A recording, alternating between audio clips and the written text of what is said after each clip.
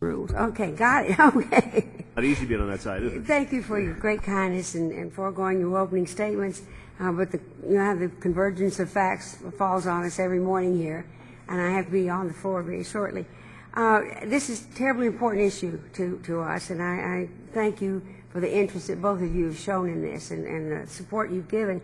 I want to express the gratitude because not only are you worried about it now, but it's been a continuing oversight on your part to address this problem of sexual assault in the military.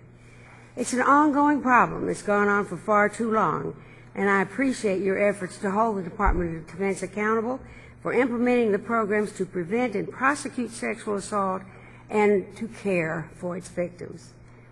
Incidents of sexual assault and sexual harassment in the military undermine the solidarity and trust essential to the success of military operations. The very nature of the military operations exposes our servicemen and women to dangers that most of us could never imagine. But those who enlist to serve expect to sacrifice their safety to protect Americans from foreign enemies, but they do not and should not expect to have to defend themselves from their fellow service members. Unfortunately, women have suffered in silence for decades, but as a result of courageous women sharing their stories of being sexually assaulted, we decided to act. In March 2004, as co-chair of the Congressional Caucus on Women's Issues, I held a hearing on this issue. I will never forget one of the witnesses who talked about her horror for her of having to salute her rapist every day. She finally left the military. In fact, many women who tried to report sexual assault were told, "You don't want to ruin that young man's career, dear." There was absolutely nothing done for them. It was classic blame the victim, and most of them were failed to be at all supported and lost their own military careers because of it. But following that hearing, the House unanimously adopted an amendment to the FY05 Defense Authorization Bill requiring the Pentagon to develop a comprehensive and uniform policy to prevent and to respond to the sexual assault of women in the military. And every year since, we keep chipping away at the problem, and there's still, I'm sorry to say, a way to go. Beginning in 2006, DOD allowed victims of sexual assault options in reporting. The unrestricted reporting triggers the chain of command, making health care information and other details part of the record available to the military law enforcement. While restricted reporting enables the victim to get the counseling and health care services they need, DOD needs to expand this protection to allow victims to come forward and seek justice throughout the legal system without compromising the confidentiality of their private health care system. Many women have had to go off base seeking out rape crisis systems to get any kind of relief at all. This March, the Department of Defense Fourth Annual Report states that 2,688 results were reported last year by people in uniform. It was down about 9% from the year before. But the decline follows a change in reporting methods and 2 years of marked increases in reports in sexual assault. The reports jumped by about 24% in 2006 and nearly 40% in 2005.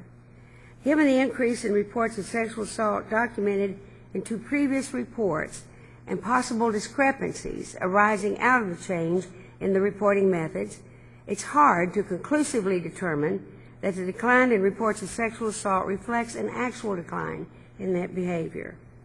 Failure to uniformly gather and report information related to the investigation and disposition of sexual assault claims complicates our policy-based efforts to address sexual assault in the military and frustrates the purpose of the Department of Defense existing programs. Moreover, failure to use common terminology in reporting among the services prevents Congress and DOD from having a complete understanding of the problem. Additionally, the holes in information and the understanding left open by a lack of cohesive reporting practices are made worse by an overall lack of coordination among the services. Piecemeal solutions will not solve a pervasive problem. We need a comprehensive approach to addressing sexual assault and harassment. And so I've reintroduced the Military Domestic and Sexual Violence Response Act. I think it's an important piece of legislation that will ensure greater protections for service members and their families should they become victims of violence. It will also strengthen programs to prevent violence against fellow soldiers and military families. The Military Domestic and Sexual Violence Response Act will bring the military up to par with civilian laws. And specifically, it will establish the Office of Victims Advocate within the DOD, to bring the Family Advocacy Program under the Office of Victims Advocate, and create a director of the Office of Victims Advocates to oversee and to coordinate to prevent and respond to cases of domestic violence and sexual assault, and that is done rare to seldom. Codify the rights and the restitution policies, the treatment and other services for victims within UCMJ, including creating comprehensive confidentiality protocols to protect the rights of victims. I cannot stress enough that in these cases the victims have almost no rights at all. Strengthen policies for reporting prosecution and certainly going after the perpetrators of violence. Now, in addition to protecting our service members from sexual assault and harassment, we have a new duty that we have to perform, and that is to protect individuals who work in foreign countries as contractors and working overseas. Earlier this year, I was troubled to hear the story of Jamie Lee Jones, an American citizen who alleged that she was gang raped by fellow employees while employed in Baghdad by KBR in 2005. After the alleged attack, Army doctors did perform a medical examination on Ms. Jones and found evidence of vaginal and anal rape. For reasons beyond my comprehension, the results of the rape kit were turned over to KBR. And according to Ms. Jones, she was held captive in a shipping crate under armed guard and deprived of food and water for 24 hours by KBR security.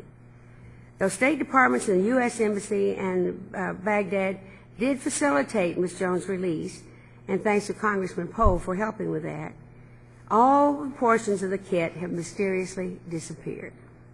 Over 2.5 years later, her assailants have yet to be indicted, and she has yet to receive justice. And, Mr. Chairman, she is only one of many cases. The affidavits filed in the case of Jamie Lee Jones show an alarming pattern of widespread sexual assault and harassment among government contract employees, and environments that condone and support such behavior, and retaliation against victims who come forward regarding these crimes. Now, I understand that DOD has a protocol for dealing with assault claims raised by contractors, but these harrowing experiences prompt us to pose serious questions regarding the DOD's overall efforts to address crimes against individuals in similar situations. The question basically is, do we have any responsibility over the American contractors? I know that from time to time we have wavered a lot in the answer for that. DOD must do more to ensure that American civilians serving abroad receive the same protections as our service members. Any incident of sexual assault is one too many. The military should be at the forefront of prosecuting assailants and setting the highest standards for treatment for servicemen and women and the civilians with whom they work. We'll lose valuable soldiers if our armed forces cannot guarantee the most basic protections to ensure that the victims receive necessary counseling and treatment.